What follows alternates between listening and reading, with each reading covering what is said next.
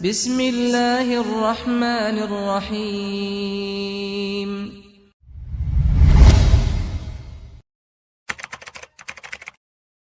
Assalamualaikum warahmatullahi wabarakatuh.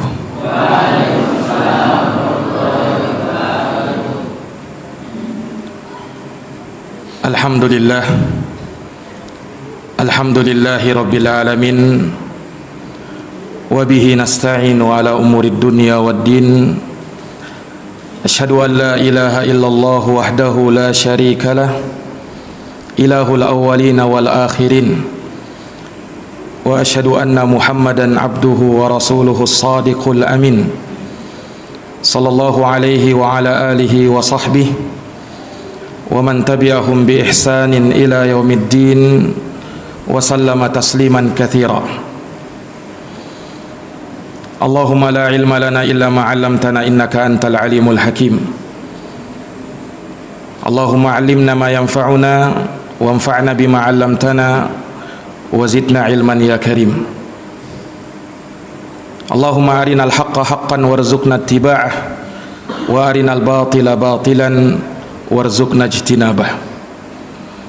Thumma amma ba'd. Ma'asyaral muslimin, hadirin sekalian, para asatidzah, para santri Masjid Jabal Nur yang dirahmati dan dimuliakan oleh Allah. Alhamdulillah, alhamdulillahi bi ni'matihi tatimmus shalihat. Segala puji hanya bagi Allah yang dengan nikmat-nikmatnya tertunai segala amal-amal kebajikan. Salawat dan salam semoga tercurah limpahkan kepada junjungan kita Nabi Agung, Nabi besar Muhammad sallallahu alaihi wasallam, kepada keluarga dan para sahabat serta orang-orang yang senantiasa meniti jalannya sampai hari kiamat. Ma'asyaral muslimin, jamaah salat maghrib isya yang dirahmati dan dimuliakan oleh Allah. Manusia di dalam hidupnya tentu menginginkan yang namanya ar-ribhu wal falah, keberuntungan. Tidak ada manusia yang pengen rugi. Ini sudah menjadi sifat dasar manusia, pengen mendapatkan keuntungan dan terlepas dari yang namanya kerugian.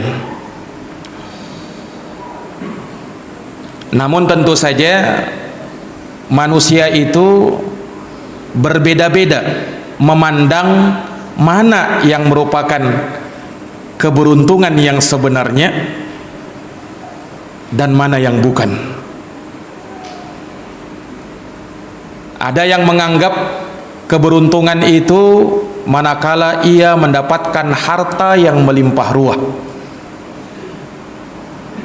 Kapan dia sudah menjadi orang yang kaya, bisa beli segalanya, bisa mendapatkan apapun jua,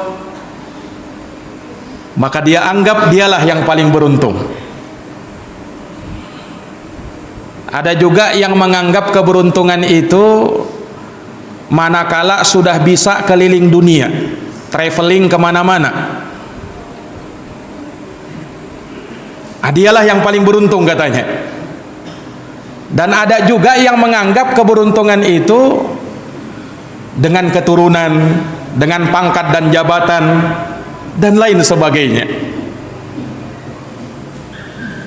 Nah, jamaah sekalian yang dirahmati dan dimuliakan oleh Allah, tentu sebagai umat yang beriman kita perlu tahu apa hakikat keberuntungan itu dan bagaimana syariat menganggap dan memandang sesuatu itu sebagai suatu keberuntungan yang sesungguhnya.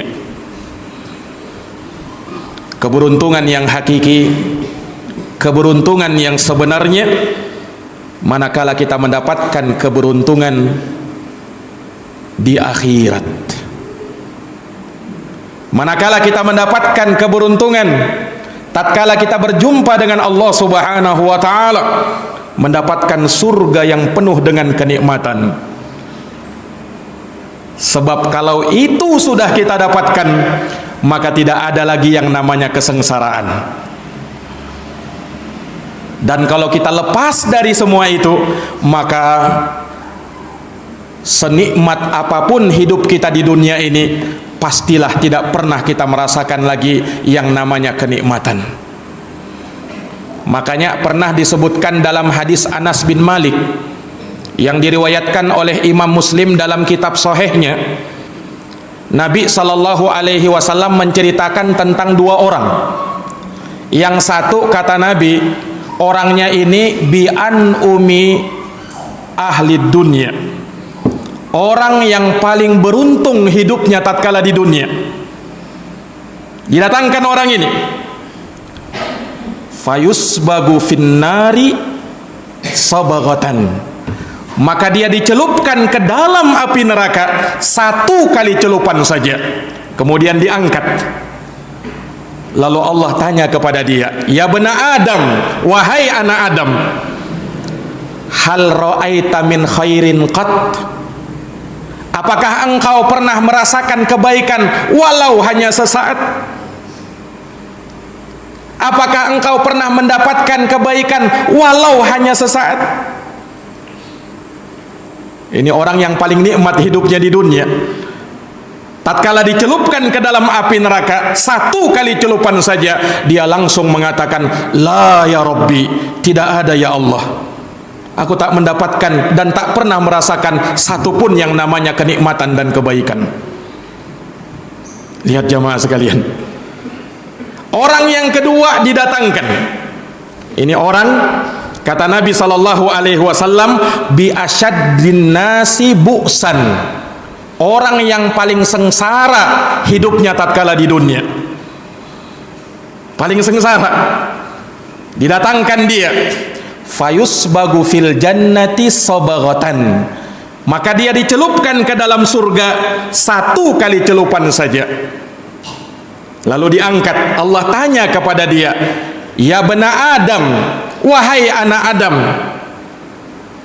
hal ra'aita min bu'sin qat, apakah engkau pernah merasakan 1 penderitaan walau hanya sesaat?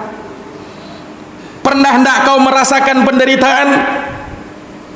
Maka orang ini mengatakan, padahal dia paling sengsara hidupnya di dunia, dia berkata, la ya Rabbi, tidak ada lagi wahai Tuhanku, aku tak pernah merasakan penderitaan walau hanya sesaat. Allahu Akbar. Inilah jamaah sekalian keberuntungan yang sesungguhnya, tatkala seorang meraih surga Allah Subhanahu wa taala yang penuh dengan kenikmatan itu. Jamaah yang dirahmati dan dimuliakan oleh Allah, Rasulullah sallallahu alaihi wasallam menggambarkan bagaimana penghuni surga yang paling rendah derajatnya di dalam surga.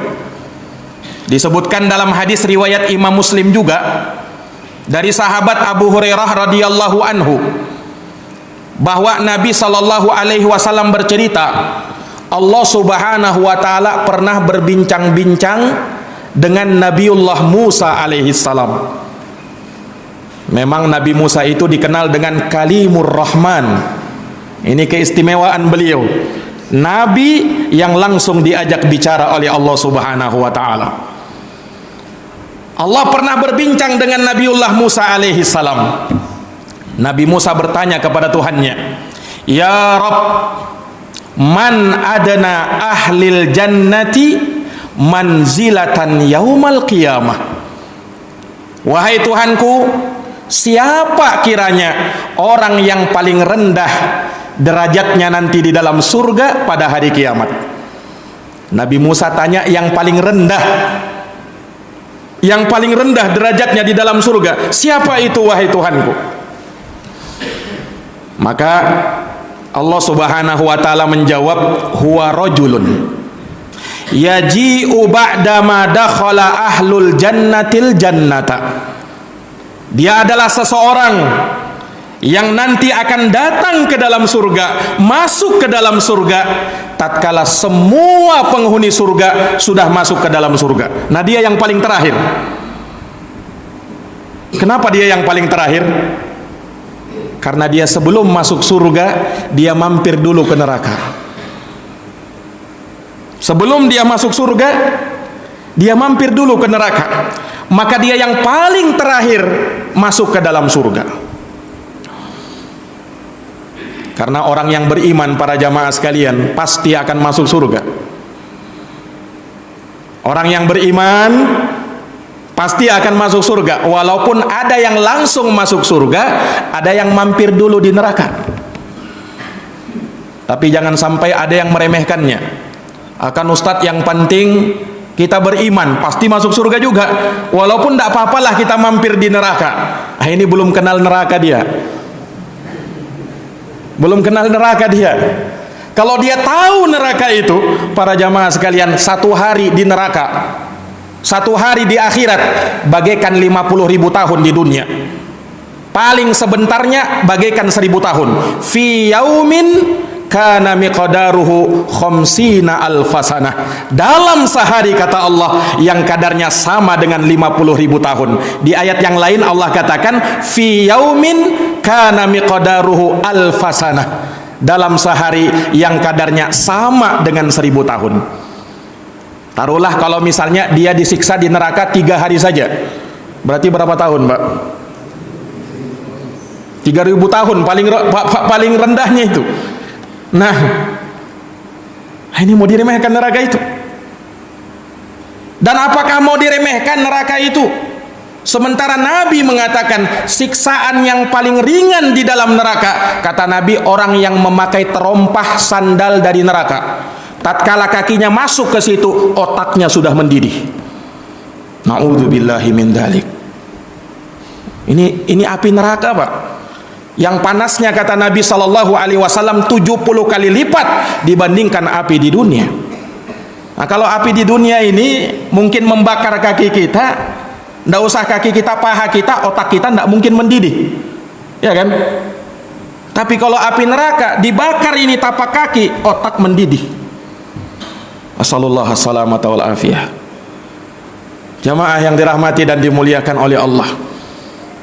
Maka orang ini,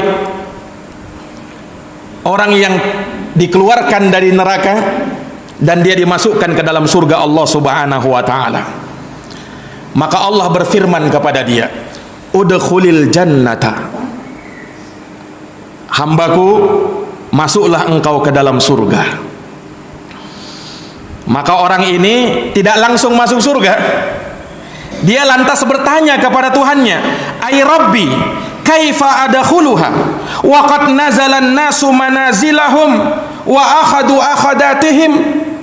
Wahai Tuhanku, bagaimana aku masuk surga sementara orang sudah mengambil tempatnya masing-masing dan sudah mengambil bahagiannya masing-masing? Bagaimana aku, wahai Tuhanku? Mana bahagianku? Dia kira surga sudah penuh. Maka Allah Subhanahu wa taala berfirman kepada dia, atardha ayyakuna laka mislu mulki malikin min mulukid dunya. Wahai hambaku, apakah engkau ridha kalau aku memberikan kepadamu nikmat sama seperti raja dari raja-raja yang ada di dunia? Ridho enggak kamu? Maka mendengarkan tawaran itu, dia langsung mengatakan, raditu ya Rabb, aku ridho wahai Tuhanku kalau engkau kasih aku yang seperti itu. Maka Allah berfirman kepada dia, lakadzalika wa mithluhu wa mithluhu wa mithluhu wa mithluhu wa mithluhu.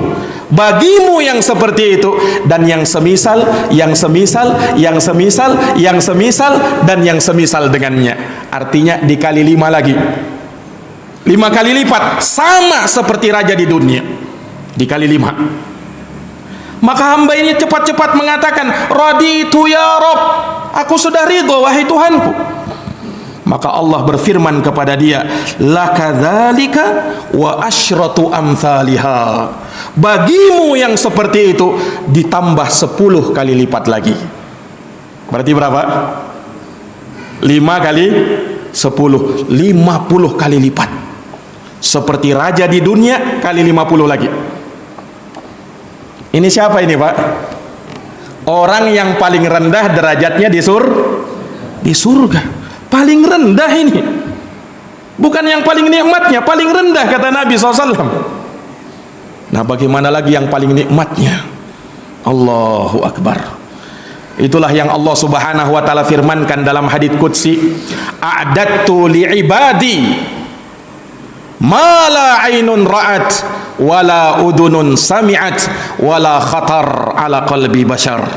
Aku siapkan untuk hamba-hambaku nikmat yang luar biasa di dalam surga, tak pernah terlihat oleh mata, tak pernah terdengar oleh telinga, dan tak pernah terbersit dalam hati siapapun jua. Itu surga jamaah sekalian. Jadi kalau kita mau bayangkan surga itu, maka ketahuilah apa yang kita bayangkan itu ya masih jauh lebih nikmat surga Allah Subhanahu wa taala nanti. Maka itulah keberuntungan yang sesungguhnya. Jamaah yang dirahmati oleh Allah, Nabi juga pernah menggambarkan bagaimana nikmatnya surga itu. Dalam sebuah hadits yang sahih, Nabi SAW pernah disebutkan dalam sebuah riwayat. Jadi Nabi SAW di atas mimbar, kemudian seakan-akan Nabi ingin mengambil sesuatu di hadapannya. Lalu Nabi tiba-tiba mundur ke belakang. Sahabat yang menyaksikan itu heran, kemudian lantas bertanya kepada Nabi, "Ma baluka ya Rasulullah?" Ada apa denganmu ya Rasulullah? Kami melihat engkau seakan-akan maju ke depan ingin mengambil sesuatu, lalu tiba-tiba mundur ke belakang. Ada apa ya Rasulullah? Maka Rasulullah mengatakan, aku tak pernah melihat pemandangan seperti pemandangan hari ini. Ra'aitul jannata wan nar. Aku melihat surga dan neraka. Maka tatkala aku melihat neraka, ngeri aku melihatnya, maka aku pun mundur ke belakang. Dan tatkala aku melihat surga, aku melihat ada pohon surga. Aku ingin mengambil ranting surga itu, namun aku tidak mampu untuk mengambilnya. Kata Nabi SAW, andaikan wahai para sahabatku, aku bisa mengambil ranting surga itu, lalu kalian lihat dan kalian cium aroma harumnya, aroma wanginya, niscaya kalian tidak punya selera mau hidup di dunia. Pengen cepat-cepat mati masuk surga. Allahu Akbar. Baru rantingnya Pak. Baru apa? Baru rantingnya. Ranting pohon apa? Untuk apa ranting pohon itu? Nah, kalau di dunia ini paling kita buang, ya kan? Paling kalau ada jatuh di depan halaman rumah kita singkirkan. Tapi di surga beda. Ini jamaah sekalian yang dirahmati dan dimuliakan oleh Allah. Maka itulah keberuntungan yang sebenarnya. Tapi ingatlah para hadirin yang dirahmati dan dimuliakan oleh Allah, semua itu tidaklah kita bisa dapatkan hanya dengan angan-angan. Semua itu tidaklah kita bisa hanya dapatkan dengan cita-cita dan impian belaka. Semua itu kita dapatkan dengan usaha. Terlebih Nabi SAW menyebutkan, huffatin naru bisyahawat wa huffatil naru bisyahawat wa huffatil jannatu bil makarih.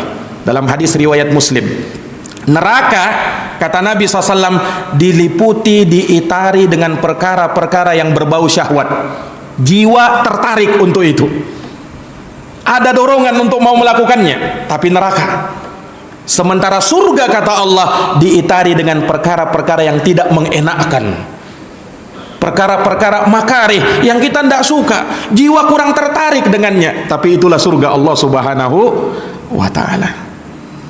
Jamaah yang dirahmati dan dimuliakan oleh Allah, ada satu surat di dalam Al-Quran yang surat ini seringkali manusia lalai untuk mentadaburinya. Yang mengatakan begini bukan saya, Imam Syafi'i rahimahullahu ta'ala, Al-Imam Muhammad bin Idris Asy-Syafi'i. Beliau pernah mengatakan, innan nasa au aktsarahum fi ghaflatin an tadabburi hadhihi surah.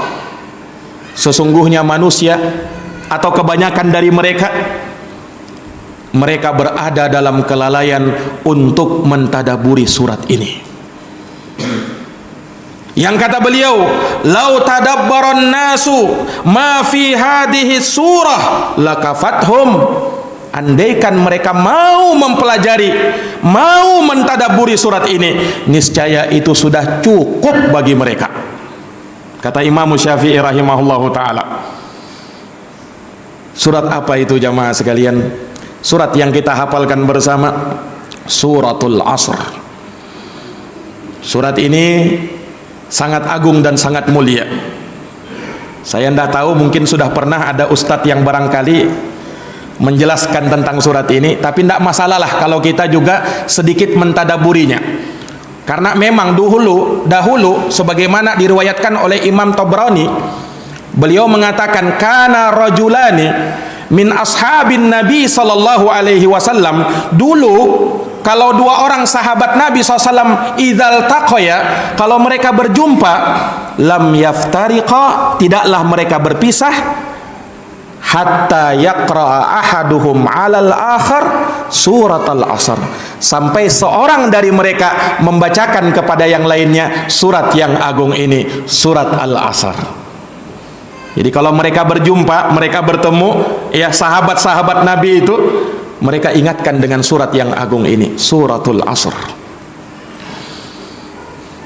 Maka dia adalah surat yang sangat agung, surat yang sangat mulia. Di dalamnya terdapat kandungan-kandungan makna yang sangat luar biasa, yang dengannya kita bisa meraih keberuntungan, yang dengannya kita bisa selamat dari yang namanya kerugian. Dan Allah Subhanahu wa ta'ala buka surat itu dengan sumpah, wal asr, demi masa. Al asr indal mufassirin, menurut para ulama ahli tafsir setidaknya ada 3 penafsiran. Yang pertama, al-asr dimaknakan dengan waktu, zaman yang kita berada dan selalu berada di dalamnya, itu al-asr. Sebagian ahli tafsir, kalau yang pertama itu yang paling masyhurnya, makanya kalau kita lihat dalam terjemahan, wal asri, demi masa, waktu secara umum. Namun di sana ada pendapat sebagian ahli tafsir yang mengatakan bahwa al-asr juga bermakna waktu di akhir siang, itulah waktu sore. Dan penafsiran yang ketiga mengatakan al-asr adalah waktu sholat asar. Allah bersumpah dengannya, wal asr, demi masa, demi waktu sore, demi sholat asar, demi waktu asar. Kaedahnya jamaah sekalian, tidaklah kalau Allah bersumpah dengan sesuatu menunjukkan kemuliaan sesuatu itu. Ini Allah, kalau Allah bersumpah, Allah tidak ditanya terhadap apa yang dia perbuat. Kalau makhluk, makhluk yang harus ditanya. Makanya kalau makhluk bersumpah ada aturannya, tidak boleh bersumpah kecuali dengan nama Allah.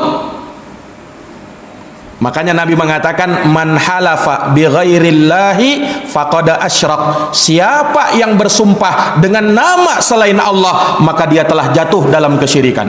Kalau mau bersumpah, ucapkan demi Allah, tidak boleh yang lainnya, karena bisa mengandung kesyirikan. Tapi kalau Allah yang bersumpah, tidak ada yang mengatur Allah, ya kan? Maka Allah bersumpah dengan makhluknya, dan sangat banyak Allah gunakan makhluknya untuk bersumpah. Allah bersumpah wattini wazzaitun, demi buah tin dan demi buah zaitun. La uqsimu bihadzal balad, aku bersumpah demi negeri ini, negeri Makkah. Wadduha, demi waktu duha. Wal fajr, demi waktu fajar. Wan nahari idza tajalla, demi siang apabila telah terang benderang. Was subhi idza tanaffas, demi waktu subuh apabila fajar telah menyingsingkannya. Wal laili idza yaghsha, sangat banyak sumpah-sumpah di dalam Quran itu. Dan di sini Allah bersumpah dengan waktu secara umum, wal asri, demi masa. Sumpah didatangkan untuk menguatkan. Kemudian Allah datangkan lagi, innal insana lafi khusrin. Inna dalam bahasa Arab dia harfut taukid wa nasbin. huruf untuk menegaskan dan menasobkan. Nasab itu dalam bahasa Arab, kalau ada orang Arab menancapkan sesuatu, dia tancapkan dengan kuat, ndak goyang, itu namanya nasabas syai'. Dia betul-betul tancapkan. Nah, inna ini didatangkan oleh Allah untuk menegaskan, menguatkan. Maknanya apa? Allah Subhanahu wa taala serius. Allah tegaskan ini, jangan main-main. Tancapkan pesan ini di dalam jiwa kalian. Itu maknanya. Inna, sungguh, al-insana, manusia. Al-insan kata para ulama diambil dari kata nisyan. Summiyal insanu insanan linisyanihi. Manusia itu dinamakan manusia kenapa? Karena sifat nisyannya, nasi, dia sering lupa. Hari ini diingatkan, besok lupa lagi itu. Malam ini sudah tahu, besok belum tentu tahu lagi. Itu manusia. Sebagian mengatakan juga al-insan dari kata al-uns. Al-uns artinya jinak. Diddul bahimah, lawannya hewan ternak. Kalau hewan ternak biasanya ndak jinak, liar dia. Manusia itu jinak. Nah, ini jamaah sekalian yang dirahmati dan dimuliakan oleh Allah. Maknanya apa? Manusia kalau terdidik dengan agama, terdidik dengan wahyu Allah Subhanahu wa taala, maka dia menjadi makhluk Allah Subhanahu wa taala yang mulia. Makhluk Allah Subhanahu wa taala yang mulia. Makanya manusia dijadikan sebagai makhluk Allah Subhanahu wa taala. Dari mereka makhluk Allah Subhanahu wa taala bahkan melebihi kemuliaan malaikat. Siapa dia? Nabi kita Muhammad sallallahu alaihi wasallam sebagai afdalul makhluqat mutlaqan. Makhluk Allah yang paling utama secara mutlak. Yang kemuliaan Nabi Muhammad SAW bahkan melebihi kemuliaan malaikat Jibril. Ini Nabi kita Muhammad sallallahu alaihi wasallam, dan beliau manusia yang dimuliakan oleh Allah dengan nubuwah dan risalah. Lihat manusia ini, jamaah yang dirahmati dan dimuliakan oleh Allah. Innal insana, Allah tekankan, sungguh manusia ini lafi khusrin. Alam di situ juga lam waqi'atun fi jawabil qasam sebenarnya, yang dia maknanya untuk menguatkan juga sama. Subhanallah. Jadi ayat ini berisi 3 penguat. Sumpah, inna dengan lamul qasam tadi. Sehingga kalau kita terjemahkan, demi Allah, demi masa, sungguh manusia, sungguh, betul-betul fi khusrin, berada dalam kerugian.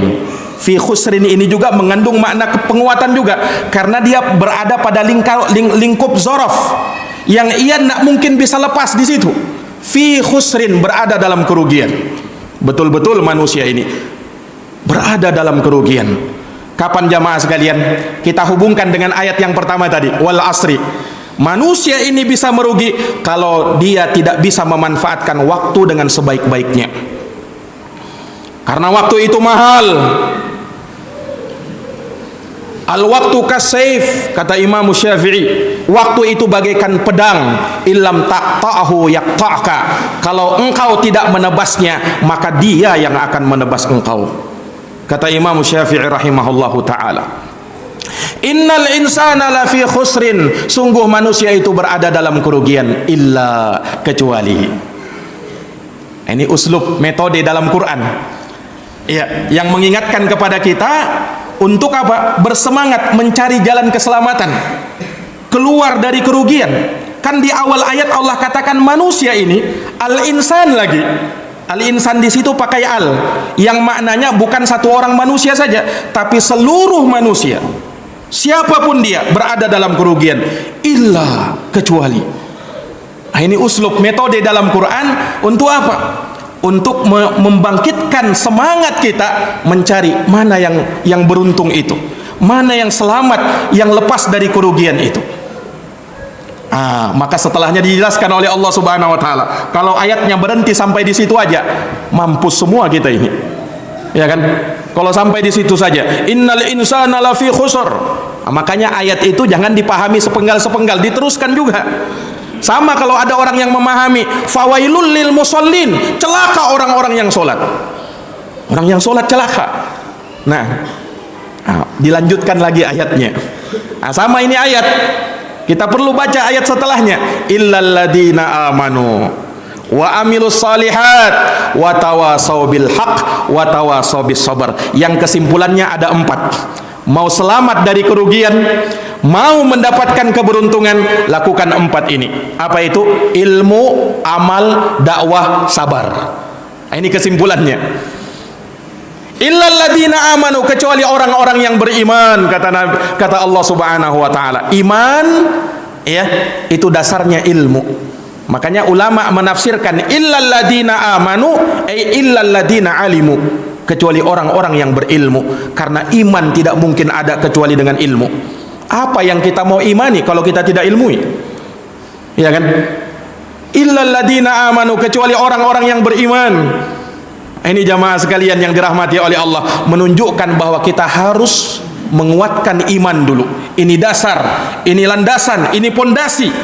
Hidup kita tidak mungkin bahagia tanpa dasar di dalam agama ini. Itulah akidah.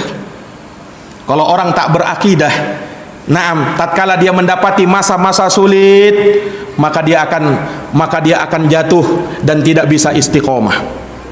Betapa banyak orang yang berada di masa sulit, ia terbujuk rayu oleh godaan syaitan, ia tidak lagi kembali kepada Allah Subhanahu wa taala. Ia tidak mau lagi bertawakal kepada Allah Subhanahu wa taala. Tapi terkadang manusia menempuh jalan pintas. Ini jamaah sekalian, pengen cepat kaya datang ke dukun dia. Mau hebat, mau kuat, belajar ilmu kebal dia. Ini kurang akidah. Kalau dia berakidah, tawakal kepada Allah, Allah akan berikan kecukupan. Wa may yatawakkal 'ala Allah fahuwa hasbuh. Siapa yang tawakal kepada Allah, Allah yang akan memberikan kecukupan kepada dia. Jangan khawatir. Andaikan manusia mau bertawakal kepada Allah, lau annakum tatawakkaluna 'ala Allahi haqqa tawakkulih la razaqakum kama yarzuqut thair taqdu khimasa wa taruhu bitana. Andaikan tu manusia mau bertawakal kepada Allah dengan sebenar-benarnya tawakal, niscaya Allah beri mereka rezeki sebagaimana burung mendapat rezeki. Dia terbang di pagi hari dalam keadaan perut yang kosong, sore hari kembali sudah berisi makanan. Padahal burung tak punya akal. Padahal tidak ada alat dia mencari rezeki kecuali paruh dan cakarnya. Tapi luar biasa Allah berikan rezeki. Karena iman jamaah sekalian. Andaikan kalian mau bertawakal kepada Allah seperti itu. Wa amilus salihat, beramal soleh. Tidak cukup beriman, harus kita wujudkan dengan amal soleh. Tidak cukup sekedar berilmu, harus dengan beramal. Makanya sahabat Ibnu Mas'ud mengatakan, ta'allamu, belajar kalian. Fa idza alimtum fa'malu. Kalau kalian sudah tahu ilmunya, amalkan. Karena ilmu tak bermanfaat kalau belum diamalkan. Wa tawasaw bil haqq wa tawasaw bis sabr. Ini dakwah dan kesabaran. Artinya jamaah sekalian, tidak cukup kita itu cuman soleh seorang diri, tapi ajak juga orang lain. Jangan mau soleh sendirian, karena surga itu terlalu luas kalau hanya kita yang menempatinya.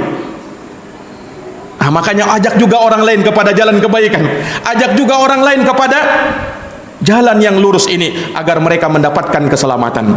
Ini dakwah, dan dakwah harus didasari oleh ilmu.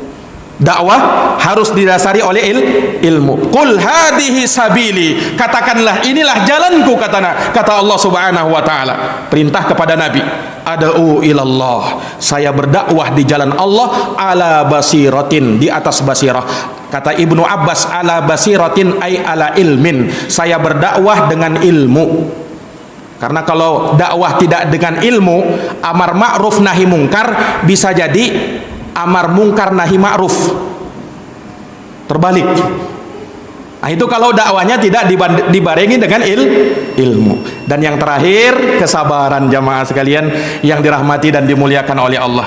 Sabar dalam ilmu, sabar dalam beramal, sabar dalam mendakwahkan ilmu ini. Semoga Allah Subhanahu wa taala memberikan kepada kita pemahaman, dan semoga Allah Subhanahu wa taala memberikan kepada kita keistiqomahan. Dan kami ucapkan jazakumullah khairan atas segenap para asatidzah para santri dan kita semuanya yang hadir di sini. Semoga Allah Subhanahu wa taala memberikan pahala dan menjadikan pertemuan kita di malam hari ini sebagai pertemuan yang penuh dengan keberkahan, rahmat, persaudaraan, dan semoga Allah mengumpulkan kita di dalam surganya yang penuh dengan kenikmatan. Mohon maaf atas segala kelebihan ataupun kekurangan. Hadanallahu wa iyyakum ajma'in. Subhanakallahumma wa bihamdika asyhadu an la ilaha illa anta astaghfiruka wa atubu ilaik. Subhana rabbika rabbil izzati amma yasifun wa salamun alal mursalin walhamdulillahi rabbil alamin. Wassalamu alaikum warahmatullahi wabarakatuh.